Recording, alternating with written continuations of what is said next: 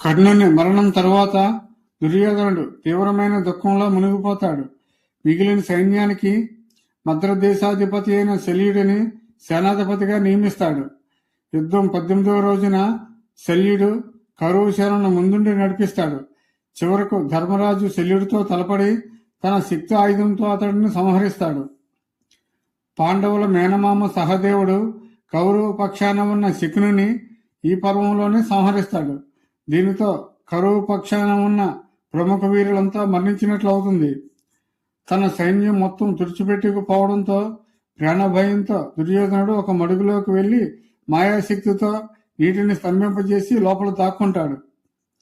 పాండవులు కృష్ణుడు ఆ మడుగు వద్దకు చేరుకొని దుర్యోధనుడిని బయటికి రమ్మని సవాల్ చేస్తారు. ధర్మరాజు దుర్యోధనుడితో మాట్లాడుతూ, నీకు ఇష్టమైన ఆయుధంతో మాలో ఒకరితో యుద్ధం చెయ్యి, నువ్వు గెలిస్తే రాజ్యమంతా నీదే అని అంటాడు. దుర్యోధనుడు గదా యుద్ధాన్ని ఎంచుకొని భీముడితో తలపడతాడు.